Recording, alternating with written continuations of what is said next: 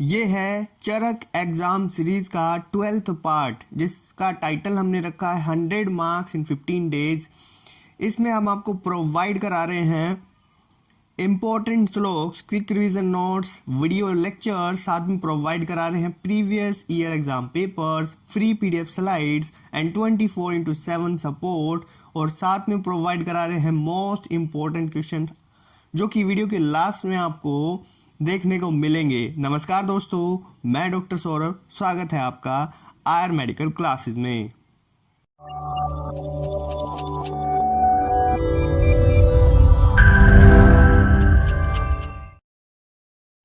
इस वीडियो में हम बात करने वाले हैं कंप्लीट निदान स्थान की। जी हाँ, कंप्लीट निदान स्थान की इसी वीडियो में हम बात करेंगे।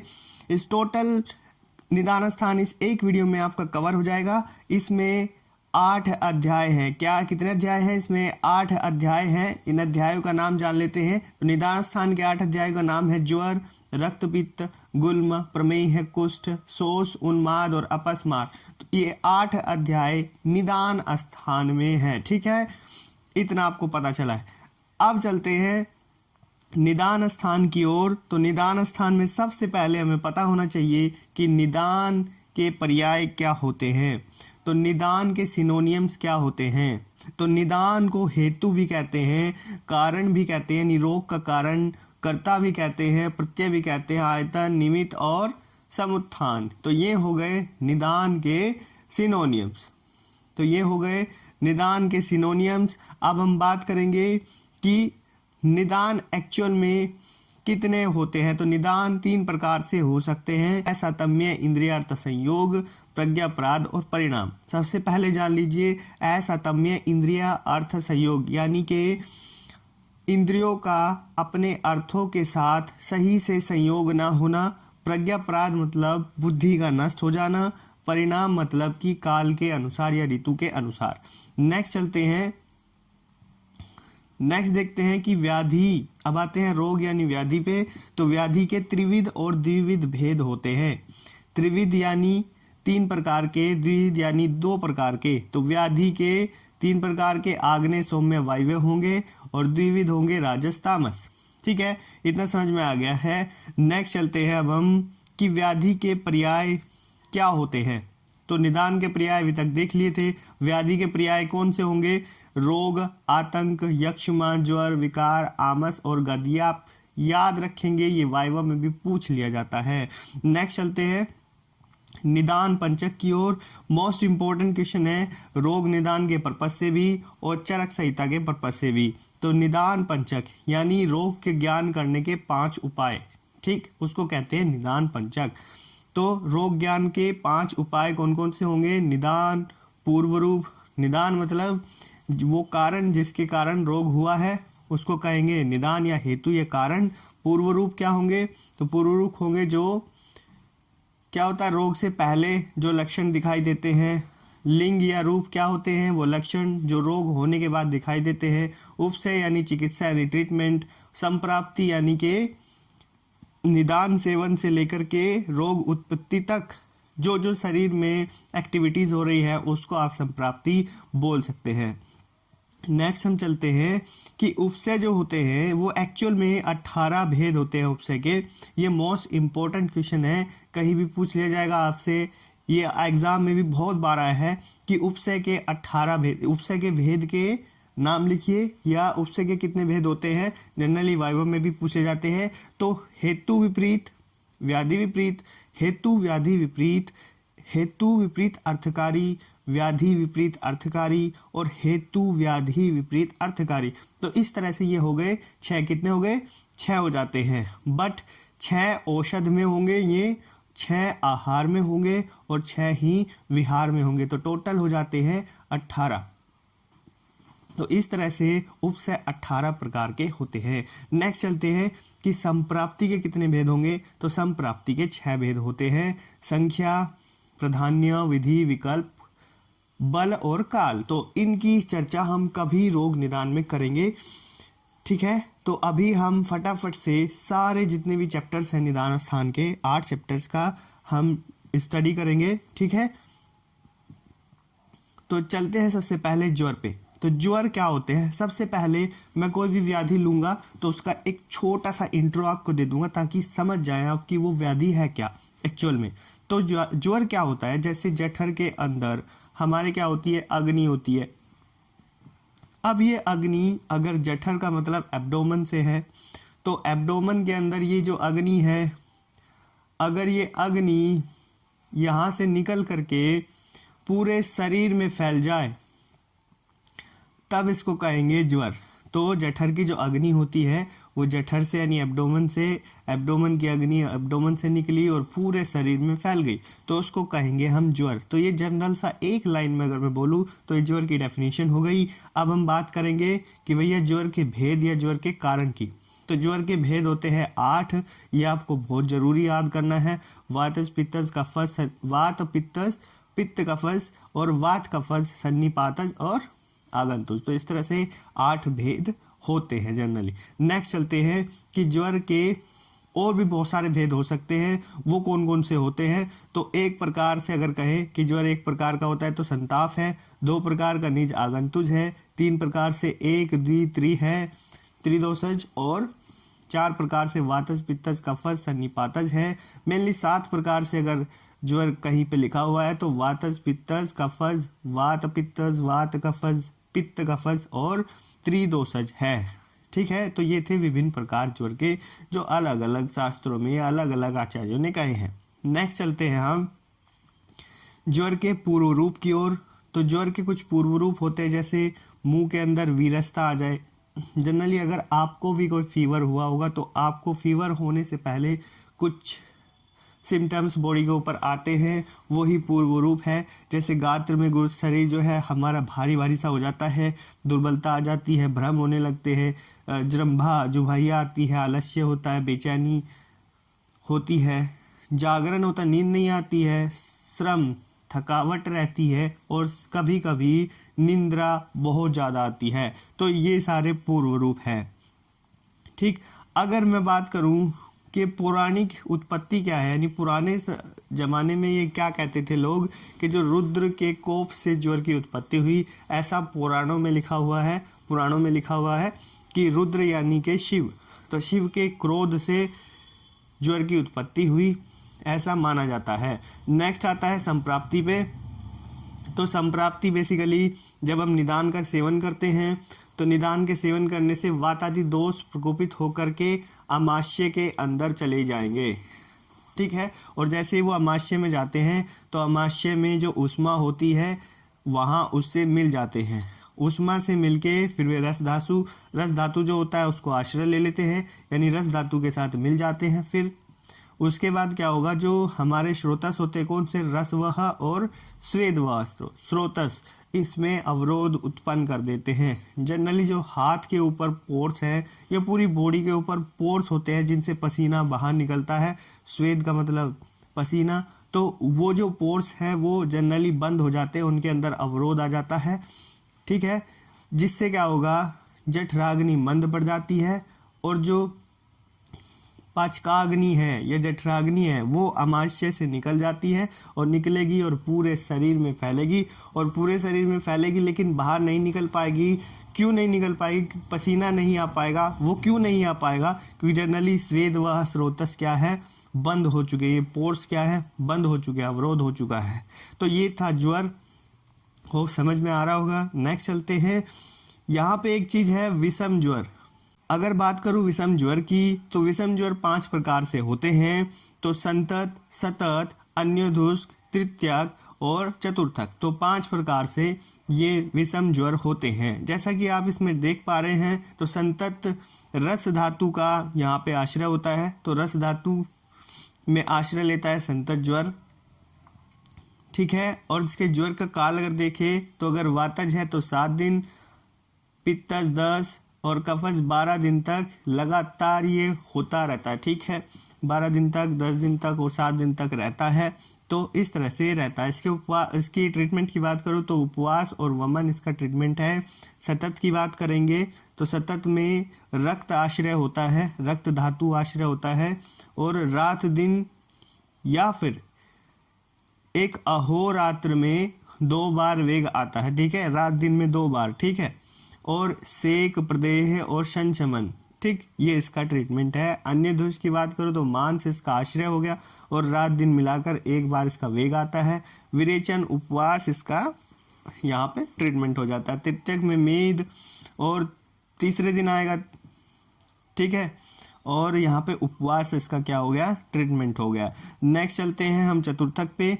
तो ये चतुर्थक जो हो गया यहाँ पे वो अस्थि मज्जा इसका आश्रय हो गया और चौथे दिन इसका वेग आता है और निरूहु और अनुवासन वस्ती देने पे ये ठीक हो जाता है। ये इसका ट्रीटमेंट हो गया। ये टेबल इंपॉर्टेंट है विषम ज्वर की, आप इसका यहाँ पे स्क्रीनशॉट ले सकते हैं, यहाँ से इसको याद करना कंपलसरी है सभी के लिए।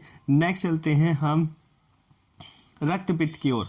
तो एक डिजीज यहाँ पे कंप्लीट हुई। अब आते हैं रक्तपित्त। तो रक्तपित्त को एक लाइन में कहूँ कि दूषित पित्त के द्वारा रक्त का दूषित होना, ठीक है। तो मेनली पित्त दूषित था, उसने रक्त को दूषित कर दिया, तो उससे क्या हो गया, रक्तपित्त, ठीक है।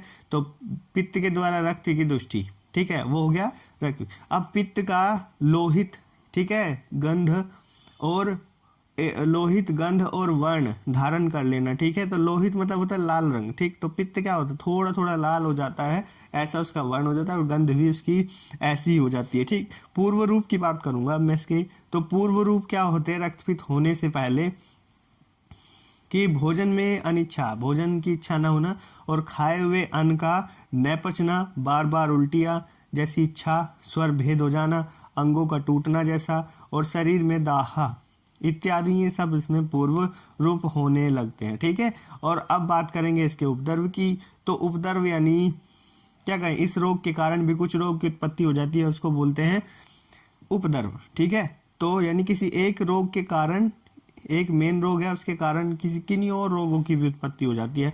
तो इस रक्तपित्त के कारण दुर्बलता, रुचि, अविपाक, श्वास, कास, ज्वर, अतिसार, सूजन, पांडु और स्वर भेद यहाँ पे उत्पन्न हो जाते हैं। ये इसके उपद्रव हो गए। नेक्स्ट के रक्तपित्त के 2 मार्ग होते हैं। एक मार्ग होता है ऊर्ध्व, दूसरा होता है अधो। तो ऊर्ध्व मतलब ऊपर की ओर, अधो मतलब नीचे की ओर। अब क्या होता है, जब रक्त की दुष्टि हो गई पित्त के कारण, तो रक्त क्या होता है, पतला हो जाता है। और वो क्या होता है, या तो ऊपर को निकलता है, आपके नाक, कान या फिर यहाँ से निकलता है, या फिर नीचे को निकलता है, ठीक है, एनस के थ्रू। तो दो रास्ते हो जाते हैं रक्तपित्त के, ठीक।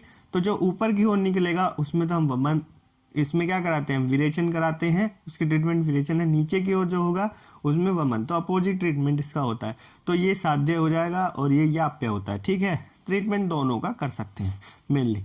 नेक्स्ट निदान की बात करूँगा। ये निदान जो है वो चरक में बताए हैं चिकित्सा स्थान में, बट आपको याद करने हैं एग्जाम पॉइंट ऑफ व्यू से, ठीक है। तो यहाँ पे अगर उष्ण, तीक्ष्ण, क्षार, अम्ल, लवण, कटु इस तरह के पदार्थों का सेवन करते हैं, विदाही, अन्नपान, अति आतप सेवन यानी धूप में ज़्यादा बैठते हैं, ज़्यादा वायु का सेवन करते हैं, शोक, भय आदि मानसिक हेतु, ठीक है, और दूध के साथ नमक या फिर क्षार, ठीक। तो इस तरह से मूली, लहसुन, सुरा आदि का अति सेवन करते हैं, तो तब भी ये इस तरह से यहाँ पे हो जाता है। नेक्स्ट चलते हैं हम संप्राप्ति की ओर। तो संप्राप्ति में सबसे पहले अगर निदान सेवन करते हैं, निदान सेवन से पित्त का प्रकोप होता है। प्रकोपित पित्त के द्वारा रक्त की दुष्टि होगी, तो क्या होगा, पित्त और रक्त का मिलना, ये दोनों मिल जाएंगे और उससे क्या होगा कि मांसादि धातुओं का पित्त की जो उष्मा है उससे पिघल के द्रव धातु का श्रवण होना। फिर क्या होता है कि रक्त वाहिनियों में रक्त की वृद्धि हो जाती है और रक्त ऊपर की ओर निकलता है, नीचे की ओर निकलता है। तो इस तरह से ये यहाँ पे होता है। तो सबसे पहले निदान सेवन करा, उससे क्या हुआ, पित्त का प्रकोप हुआ, उससे क्या हुआ, पित्त ने क्या हुआ, रक्त को दूषित कर दिया, रक्त को दूषित करा तो दोनों आपस में मिल गए। अब जब ये मिलते हैं ना, तो मांसादि धातु है ना, जितनी भी धातु हैं उनका पित्त की उष्मा से, पित्त क्या होता है, गर्म होता है, तो उसकी गर्मी से वे जो है पिघलना स्टार्ट हो जाते हैं। और जैसे ही वो पिघलते हैं तो मेनली क्या होता है, मेनली क्या होता है कि जो रक्त वाहिनियाँ हैं उनमें रक्त की वृद्धि होने लगती है, हमारी जो ब्लड वेसल्स हैं उनमें ब्लड की ग्रोथ होने लगती है ज़्यादा, तो वो अब क्या होगा, क्योंकि धातुएं पिघल रही हैं तो ब्लड ग्रोथ करेगा, बढ़ता चला जाएगा। तो अब वो फिर कहीं ना कहीं से तो निकलेगा, ऊर्ध्वमार्ग और अधोमार्ग से वो निकलना स्टार्ट हो जाता है। तो जनरली ये चीज़ है रक्त पित्त यहाँ पे। उसके बाद आते हैं इसके भेद पे, जो कि है इम्पोर्टेंट, वात पित्त कफ सन्निपातज, ठीक है। और 3 द्वंद्वज होते हैं, 3 द्वंद्वज में वात पित्त, ठीक है, पित्त कफ, ठीक, और तीसरा क्या होगा, वात कफ। तो 3 द्वंद्वज होते हैं मेनली, ठीक है। नेक्स्ट चलते हैं कि मार्ग के आधार पर ये 2 हो जाएंगे, ऊर्ध्व और अधो। बेसिकली मैंने बता ही दिया, इसमें ट्रीटमेंट देते हैं, ऊर्ध्व में देंगे विरेचन और अधो में देंगे वमन, बिकॉज हम इसका अपोजिट ट्रीटमेंट करते हैं। क्यों करते हैं, क्योंकि रक्त ऑलरेडी ऊपर की ओर से निकल रहा होता है, तो जब ऊर्ध्व गति होती है, रक्त पित्त में ऊर्ध्व गति होती है, यानी ऊपर की ओर गति करता है रक्त, तो वो किसके साथ मिलेगा, कफ के साथ मिलके वो ऊपर की ओर गति करता है। तो उस टाइम पे क्या होगा कि वो ऑलरेडी ऊपर की ओर गति कर रहा है, अगर हम वमन कराते हैं तो वो और ज़्यादा गति करेगा और उससे क्या होगा, पेशेंट की डेथ होने की संभावना है। तो इसलिए हम अपोजिट ट्रीटमेंट इसमें कराते हैं। अगर उसकी ऊपर की गति है तो हम नीचे को उसको निकालेंगे, और जनरली अगर उसकी नीचे की गति होगी तो अपोजिट उसमें हम ट्रीटमेंट कराते हैं, ठीक है। तो ये चीज़ समझ गए होंगे होपफुली, ठीक है। अब आते हैं हम गुल्म के निदान पे। मैं बेसिकली आपके लिए एक वीडियो लेके आऊँगा, जैसे ही ये सारी वीडियो कंप्लीट हो जाती है हमारी 15 की 15, यानी 3 वीडियो और आनी बाकी हैं, तो उसके बाद हम लेके आएंगे आपके लिए जितने भी क्वेश्चंस अभी तक आए हैं वो सभी के आंसर सहित मैं लेके आऊँगा आपके लिए, और वो काफ़ी इंटरेस्टिंग होगा, क्योंकि एग्ज़ाम सीरीज़ है और मैंने वादा किया है आपसे कि मैं 100 मार्क्स आपके ला के दिखा दूँगा। और ये मेरी गारंटी है कि मैं ये अगर आप अच्छे से देख लेते हैं, बेसिकली 15 के 15 लेक्चर्स, उसके बाद 3 बोनस हम लेके आएंगे, 3 बोनस लेक्चर लेके आएंगे, और वो होंगे जितनी भी यूनिवर्सिटीज़ के पेपर्स हमारे पास मौजूद हैं, सब के क्वेश्चंस को छाट करके, जितने भी क्वेश्चंस आए हैं सबको लेकर के हम यहाँ पे उन्हें सोल्व करेंगे और आपको बताएंगे, विद एक्सप्लेन करेंगे, ठीक है। तो ये आपके लिए एक यूनिक कंसेप्ट होगा बहुत ज़्यादा। तो अभी के लिए हम पढ़ते हैं गुल्म निदान, ये तीसरी व्याधि है। तो गुल्म निदान, गुल्म का मतलब होता है गुच्छा या जमावड़ा या फिर संघात, ठीक है, ये समझ में आ रहा होगा। तब क्या होता है, जब वायु विकृत हो जाती है या फिर वायु विकृत हो जाएगी या वायु में विगुणता आ जाएगी, ठीक है, तो उस समय पे क्या होता है, गुल्म के समान या गांठ के समान महसूस होता है, कहीं पे प्रतीति होती है, तो उसको बोलते हैं गुल्म, ठीक है, समझ गए। गुल्म बोलते हैं जनरली गांठ को, ठीक है। अब बात करते हैं हम इसके निदान की। तो हमने क्या ऐसा खाया जिससे हो गया, तो जैसे हमने वेग धारण किया। वेग धारण होता है जो अधारणीय वेग है, जिनको धारण नहीं करना चाहिए, ये बाह्य अभिघात हो जाए, बाहर से कोई चोट वोट लग जाए तब भी ये हो जाता है, यहाँ पे वो बाहर हो जाएगा, गुल्म बन जाएगा। रुक्ष अन्नपान का सेवन ना करें, वात बढ़ती है उससे।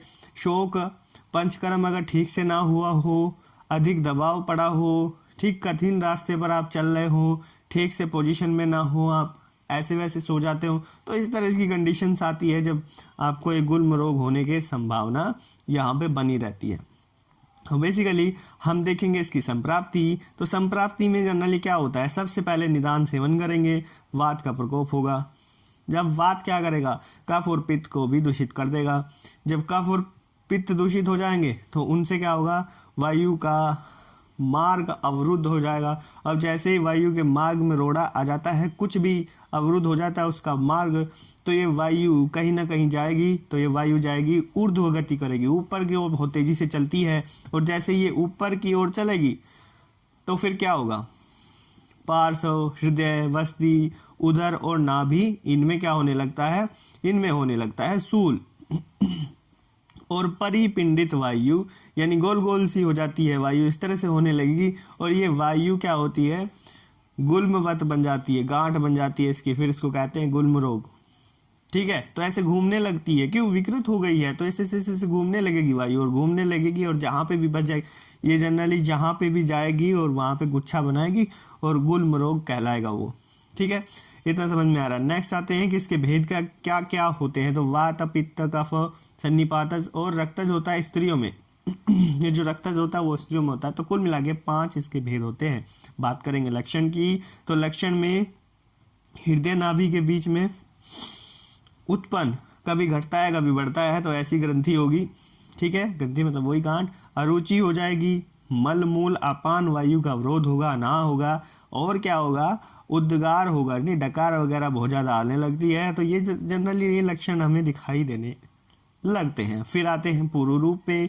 तो पूर्व रूप में मल की बद्धता होगी, तृप्ति होगी, असामर्थ्य, आटोप, अध्यमान और दौर्बल्य। ये जनरली आप याद कर सकते हैं, कुछ भी नहीं है। आप फील कीजिए इस चीज़ को, अगर किसी पेशेंट को ये हुआ होगा तो क्या हो सकता है। ठीक है, क्योंकि आप रोग तो जान ही चुके हैं, तो आप महसूस कर सकते, किसी को गांठ हुई होगी तो उसको क्या हो सकता है, किस तरह के लक्षण आ सकते हैं। ठीक, तो बात करेंगे इसके असाध्य और साध्यता। तो साध्य साध्यता में जो गुण में अगर दौर्बल्य, दुर्बलता, रुचि, हल्लास, कास, छर्दी ये सब हो गए हो तो वह साध्य हो गया।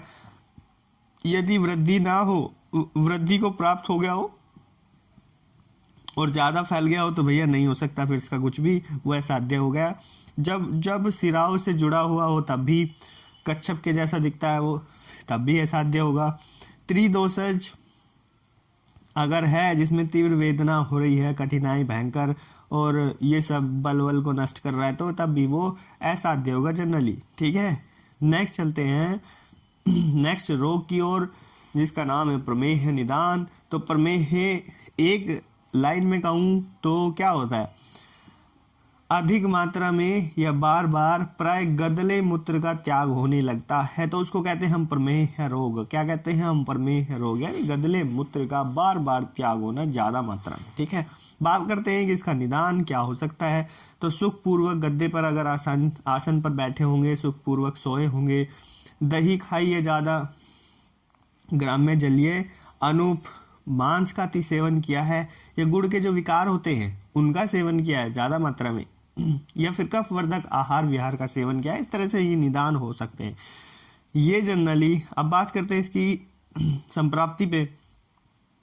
ठीक है, तो संप्राप्ति में निदान सेवन से वात पित्त कफ का प्रकोप होगा। ये दोष क्या करेंगे, अब जब प्रकोपित हो गए तो मूत्राशय में जाएंगे और मूत्र को दूषित कर देंगे, और स्वलक्षण यानी वात के, पित्त के, कफ के अपने अपने लक्षणों के हिसाब से प्रमेह रोग की उत्पत्ति कर देते हैं। तो इस तरह से होती है इसकी संप्राप्ति। नेक्स्ट चलते हैं इसके भेद पे। तो कुल मिला के जो प्रमेह होती है वो 20 प्रकार की होती है। कितनी होती है, 20 प्रकार की होती है। अब देखिए इस 20 प्रकार में जो कफज प्रमेह होती है वो जनरली 10 प्रकार के होते हैं। कफज प्रमेह तो उदक में, इक्षुवलिका रसमेह, सांद्र मेह, सांद्र प्रसाद में, शुक्ल में, शुक्र में, शीत में। अगर आप इनके नाम याद कर सकते हैं ना तो इससे अच्छा तो कुछ भी नहीं है। आप इनके नाम याद कीजिए, ठीक है, ये आपको बहुत अच्छे से नंबर दिला सकते हैं। अगर ये क्वेश्चन आ रहा है तो इसमें ज़रूर पूछा जाएगा कि प्रमेह के भेद बताइए, तो आप जनरल ये लिखेंगे। ठीक है, तो सिक्ता में, सनेर में, अलाल में, तो इस तरह से 10 हो गए। अब पित्तज भी होते हैं, तो पित्तज में कितने होते हैं, पित्तज में 6 होते हैं, तो जनरली पित्तज में 6 हो गए। क्षार, काल, नील, लोहित, मंजिष्ठा और हरिद्रा। ठीक है, उसके बाद यहाँ पे जनरली कफज के 4 होते हैं। तो कफज के 4 कौन से होंगे, वासा, मज्जा, हस्ती में है और मधुमेह है। तो इस तरह से यहाँ पे होते हैं। ठीक, नेक्स्ट चलते हैं हम कि प्रमेह में कुछ पीड़िकाएं भी उत्पन्न होती है शरीर के ऊपर। पीड़िकाएं मतलब पिंडित रूप वही। तो 7 यहाँ पे पीड़िकाएं बताई गई है और ये मोस्ट इम्पोर्टेंट क्वेश्चन है, इसको जरूर आपको याद करना है। तो साराविका, कच्छपिया, जालिनी, सरसपी, अलजी, विंता और विद्रदी। तो इस तरह से 7 यहाँ पे प्रमेह पीड़िकाएं होती हैं। मोस्ट इम्पोर्टेंट क्वेश्चन है। नेक्स्ट आते हैं कुष्ठ रोग निदान। तो कुष्ठ रोग क्या होता है, जिसमें त्वचा आदि जो धातु होती है वो उनका नाश होने लगता है, उसको एक लाइन में कहेंगे कुष्ठ रोग। ठीक है, तो मानव शरीर की जो त्वचा आदि धातु होती है ना उनका नाश होने लगता है। ठीक, तो नाश करने वाला जो रोग होगा उसको क्या कहेंगे, कुष्ठ रोग। बात करता हूँ उसके निदान की। तो निदान में आपने विरुद्धाहार का सेवन किया होगा, अजीर्ण रहने पर भोजन किया होगा, नया अन्न ज़्यादा मात्रा में खाया, दूध दही, ये दही और मछली, लवण, अम्ल, मांस, मूली, इनका अधिक सेवन किया है, ठीक है। और अति स्नेह का भी सेवन किया है, जब दिन में सोए हैं ज़्यादा मात्रा में, और मल मूत्र आदि का वेग धारण किया है, और पूर्व जन्म के पाप से भी ये हो जाता है, ऐसा माना जाता है। नेक्स्ट चलते हैं हम इसके भेद पे। तो भेद है इसके मोस्ट इम्पोर्टेंट, बहुत बार आए हैं, ठीक है। तो 7 प्रकार का महाकुष्ठ और 11 प्रकार का शूद्रकुष्ठ। तो बेसिकली हो गए 2 प्रकार, महाकुष्ठ और शूद्रकुष्ठ। तो 7 प्रकार के महाकुष्ठ और 11 प्रकार के शूद्रकुष्ठ होते हैं। तो जनरली जो 7 प्रकार के महाकुष्ठ होते हैं वो कौन कौन से होते हैं? कपाल, उदुम्बर, मंडल, ऋषजिह्व, पुंडरीक, सिद्ध और काकणक। तो ये हो गए 7 जो महाकुष्ठ होते हैं। उसके बाद है शूद्रकुष्ठ। शूद्रकुष्ठ होंगे एक चर्माख्य, किटिभ, विपादिका, अल्सक, दद्रु और चर्मदल, पामा, विस्फोट और सतारु और विचर्जिका। तो इस तरह से यहाँ पे टोटल हो जाते हैं 18 कुष्ठ, ठीक है। तो 18 कुष्ठ भेद हो जाते हैं टोटल। अब बात करते हैं संप्राप्ति की। तो संप्राप्ति में सबसे पहले क्या होगा? निदान का सेवन से वात आदि दोष प्रकोपित होंगे, तिर्यकगत सिराओं में गमन करने लगेंगे। उससे क्या होगा? जो त्वचा, रक्त, मांस, लसिका, याद रखना यही दूषित होती हैं। त्वचा, रक्त, मांस, लसिका, संप्राप्ति में यही चीजें तो देखी जाती है, बाकी सब कुछ तो सेम ही है। ये दूषित होगी और शिथिल होगी। तो इससे क्या होगा? दोष दूष्येगा त्वचा में त्वचा में क्या होगा? स्थान संचय, मतलब त्वचा में आगे बस जाएंगे, वो वहीं पे घर बना लेंगे त्वचा के अंदर ही, ठीक। जनरली उसके बाद क्या होगा? मंडलोत्पत्ति या वेवर्ण्यता, ठीक, और उससे हो जाएगा कुष्ठ, ठीक। मंडल में गोल गोल से आकृतियां आने लगेंगी, ठीक, तो वेवर्ण्यता हो जाएगी, वर्ण बदल जाएगा वहां का, तो उससे क्या होगा? कुष्ठ की उत्पत्ति हो जाएगी। पूर्व रूप की बात करते हैं तो अति स्वेदन, अस्वेदन, ठीक है, या तो ज़्यादा पसीना आ रहा है ना, या तो नहीं आ रहा, ठीक। कठोरता होगी, त्वचा कठोर हो जाएगी, पारुष्य हो जाएगा। कंडू मतलब कि खुजली होगी, त्वचा में सोथ हो जाए, सूजन होती है, और कोठ हो जाता है, रसीज हो जाते हैं, और रक्त काला होने लगता है। तो इस तरह के पूर्व रूप वहाँ पे दिखाई देते हैं बेसिकली, ठीक है। अब चलते हैं नेक्स्ट पे। तो भैया इसमें क्या है, अगर आप बात करेंगे कि इसके लक्षण क्या होते हैं, तो ये जो पूर्व रूप है ना, ये बाद में जाके इसके लक्षण कहलाएंगे, ठीक है। तो रेसिस बढ़ जाएंगे, और ज़्यादा व्यक्त होने लगते हैं, रेसिस और ज़्यादा रक्त, कंडू, खुजली और ज़्यादा बढ़ जाती है, तो ठीक है, सूजन और ज़्यादा बढ़ जाएगी, ठीक, रक्त और ज़्यादा काला हो जाए, ये चीज़ें होती हैं। तो यही पूर्व रूप जो होते हैं और ज़्यादा व्यक्त होके इसके लक्षण या रूप बन जाते हैं। नेक्स्ट आते हैं शोष रोग। शोष रोग यानी कि रजक्ष्मा या क्षय जिसको बोल सकते हैं आप। चरक जी ने तो सबको एक ही माना है। तो शोष का निदान देखते हैं। तो एक लाइन में अगर मैं कहूँ कि जो रसादि धातुओं का शोषण करे वो क्या है? शोष है। वो क्या है? शोष है। इसका दूसरा नाम क्षय भी है। तो क्षय क्या होता है कि सभी धातुओं का क्षय होने लगता है, यानी कमी होना या घट जाना, ठीक है।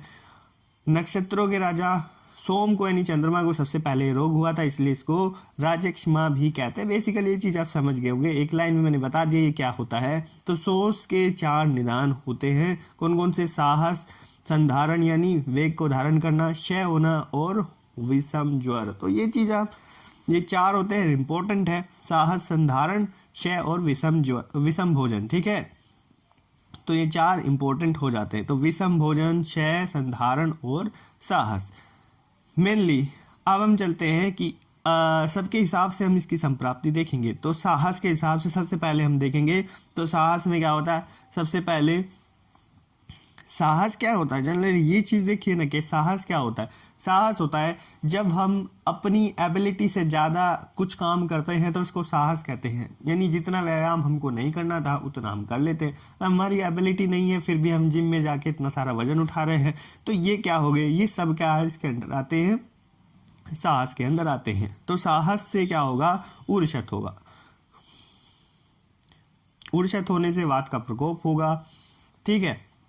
और यही प्रकोपित वायु कफ पित्त को उभार देती है। जैसे ही उभारेगी स्रोतस्व में अवरोध हो जाएगा और जिससे क्या होगा? शोष रोग हो जाएगा, ठीक है। अब वेग धारण होता है आधारणीय वेग को धारण कर लेना। उससे क्या होगा, जनरली सबसे पहले वात का प्रकोप होगा। वात प्रकोप होने से अग्नि की दुष्टि हो जाती है। जैसे अग्नि दूषित होगी तीनों दोष का प्रकोप हो जाएगा।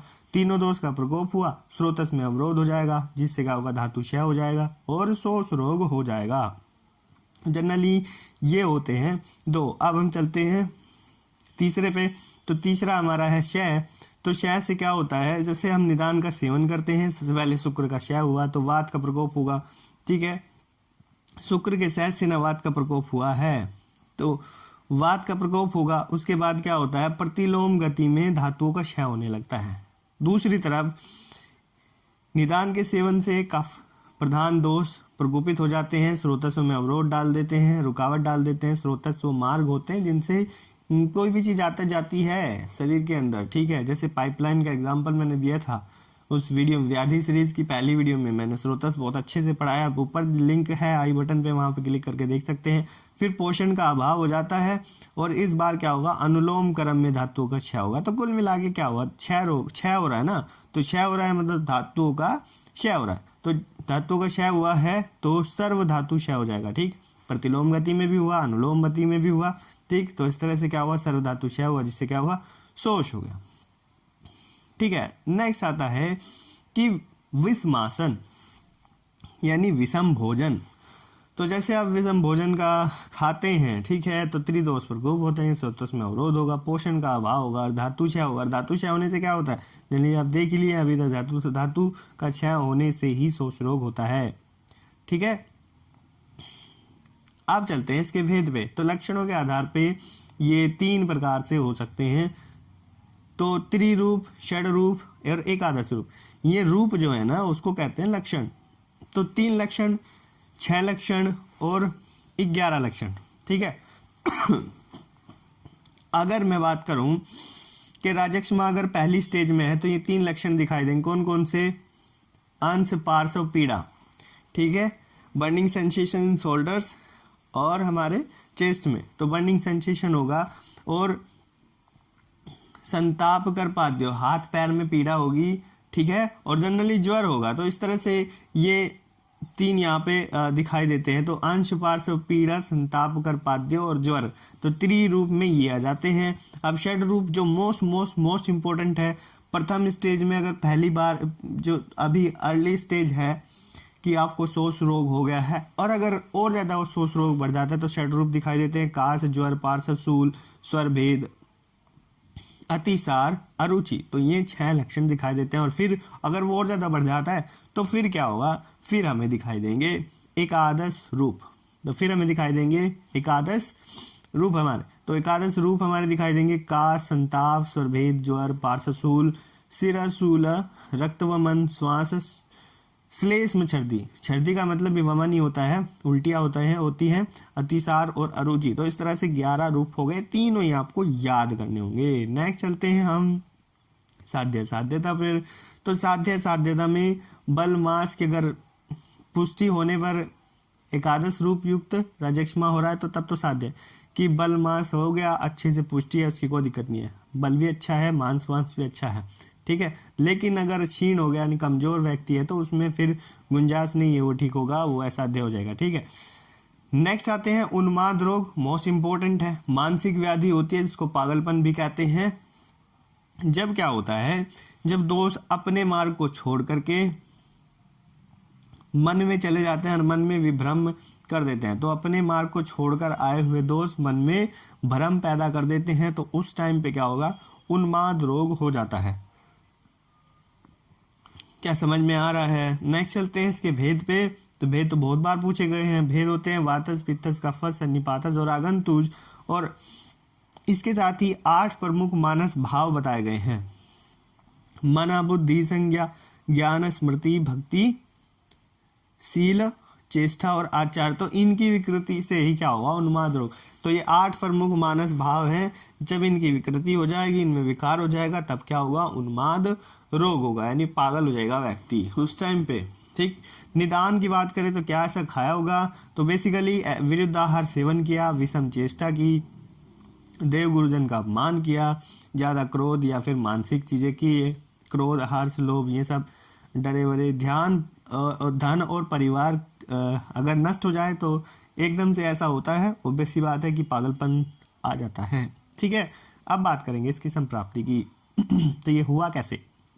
जब निदान का सेवन किया गया तो शारीरिक और मानसिक दोष दोनों ही प्रकोपित हो गए। उस टाइम पे दोष के द्वारा जो हृदय या मस्तिष्क होता है उसकी दुष्टि हुई, मन में विभ्रम हुआ और उन्माद रोग हो गया। ठीक है, ठीक, तो इस तरह से ये बेसिकली होते हैं। ठीक, नेक्स्ट आते हैं कि इसका पूर्व रूप क्या हो सकता है। तो पूर्व रूप में सिर में शून्यता हो जाएगी, लाल स्राव हो जाएगा, बार बार ज्वर, चक्कर आना, नेत्र टेढ़ी हो जाना, घबराहट, ध्यान मोह, इस तरह से अकारण घबराहट होना, भोजन में अनिच्छा होना। तो इस तरह से ये सब क्या होंगे? कानों में शब्द सुनना, ये सब इसके पूर्व रूप हो जाते हैं। लक्षण की बात करेंगे तो बुद्धि विभ्रम हो जाती है, मन में चंचलता आने लगती है, दृष्टि अधीरता, आंखें गोल गोल घुमाएगा वो, हृदय में शून्यता होगी। ठीक, तो ये इसके लक्षण होते हैं। बेसिकली अब चलते हैं साध्य साध्यता की ओर। तो साध्य साध्यता में जैसे वात पित्त कफ हो गए तो साध्य हो जाएंगे, सन्निपात है वो असाध्य है, आगंतुक जो होगा वो कृच्छ साध्य होगा। ठीक है, अब चलिए नेक्स्ट पे, लाश रोग है, अपस्मार निदान। तो एक लाइन में कहूँ तो बुद्धि की पूरी तरीके से नष्ट हो जाती है, तो उसको कहते हैं अपस्मार निदान या अपस्मार रोग। ठीक है, तो इसका निदान देखते हैं। स्मृति नाश होने से क्या होगा? रोगी एक स्थान पे गिर जाता है, फिर प्राण नाश होने की स्थिति तक उत्पन्न हो जाती है कि पूरी तरह से उसकी बुद्धि नष्ट हो जाएगी और एक स्थान पे चक्कर आके गिर पड़ेगा, कुछ भी आप कह सकते हैं। तो बेसिकली अब बात करते हैं इसके निदान भी।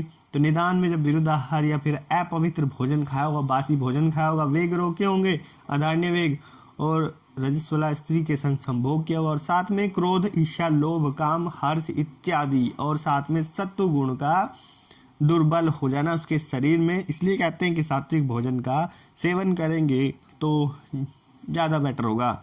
ठीक, फिर आते हैं हम संप्राप्ति की ओर। संप्राप्ति निदान सेवन से क्या हुआ? शरीर मानस दोष प्रकोप हुआ। वो क्या हुए? मनोवाह स्रोतस द्वारा हृदय प्रदेश में दोष दुष्य सम्मुचना करते हैं, दोष के दुष्य आपस में मिलते हैं, तो वहाँ पे क्या होगा? मन में क्षोभ होगा और उससे स्मृति का नाश हो जाता है। तो ये जनरली इसकी संप्राप्ति है। स्मृति का नाश होने के बाद क्या होगा? स्मृति का नाश होने के बाद शरीर में तम का प्रवेश होता है और विभत्स चेष्टा युक्त आवेग आने शुरू हो जाते हैं।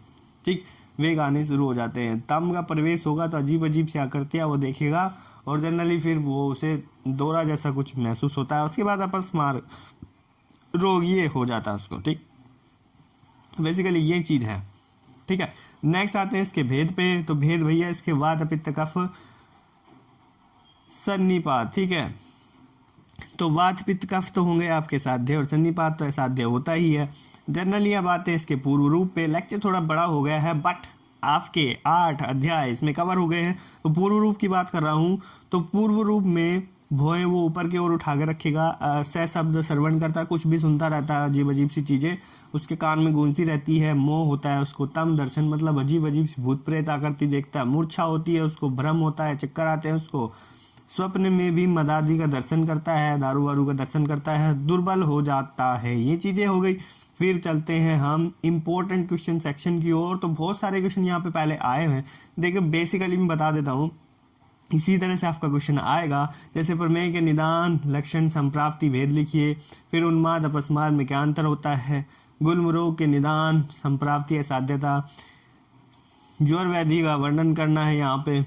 बेसिकली हम बात करिए अभी इसमें, तो उसके बाद यहाँ पे है कि रक्त पित्त का निदान, संप्राप्ति, कुष्ठ के प्रकार, षडरूप, राजक्षमा का वर्णन करो। तो ये इंपॉर्टेंट क्वेश्चन है जो पहले आए हुए हैं। उम्मीद करता हूँ दोस्तों वीडियो आपको अच्छी लग रही होगी। नेक्स्ट पार्ट में हम लेके आएंगे विमान स्थान। ठीक है, जुड़े रहिए हमारे साथ। मैं मिलता हूँ आपसे नेक्स्ट वीडियो में, तब तक के लिए थैंक यू। जय आयुर्वेदा।